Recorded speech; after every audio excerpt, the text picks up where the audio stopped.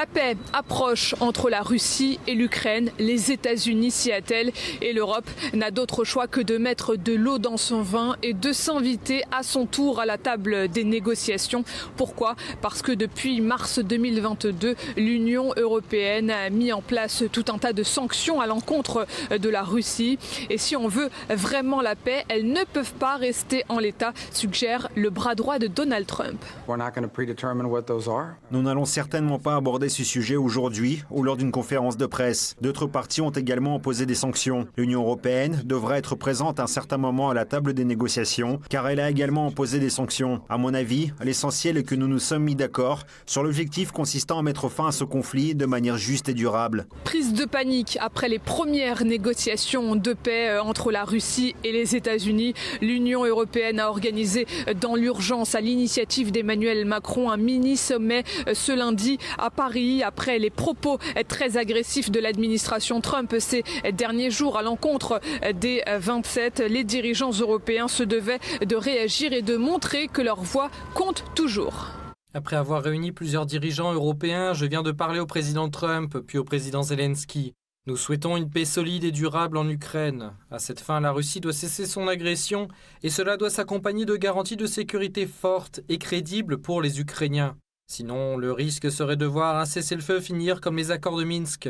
Nous allons y travailler avec tous les Européens, les Américains et les Ukrainiens. Travailler avec les Européens, les Américains et les Ukrainiens. Mais où se trouvent les Russes dans cette équation? Comment peut-on obtenir la paix sans communiquer avec l'autre partie prenante du conflit? Si Washington veut la paix entre Kiev et Moscou, pour Bruxelles, c'est beaucoup plus nuancé. La présidente de la Commission européenne souhaite que Kiev obtienne la paix par la force. Nous avons réaffirmé aujourd'hui à Paris que l'Ukraine mérite une paix fondée sur la force.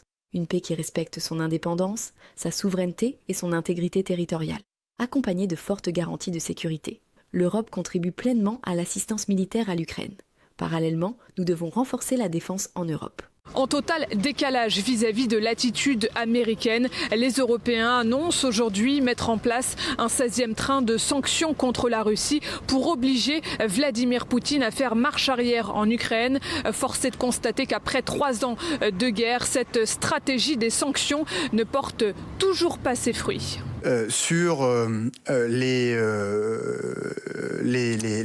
ressources énergétiques que la Russie utilise pour financer son effort de guerre, et plus particulièrement sur les moyens que la Russie a trouvés au fil des années pour contourner les sanctions que nous avions appliquées. Les Européens ne s'arrêtent pas là et se disent prêts à envoyer des troupes militaires en Ukraine, je cite, pour y maintenir la paix face à la Russie. C'est le cas par exemple de la Suède ou encore du Royaume-Uni, si et seulement si les Américains ne se désengagent pas, sauf que c'est précisément ce qu'ils s'apprêtent à faire.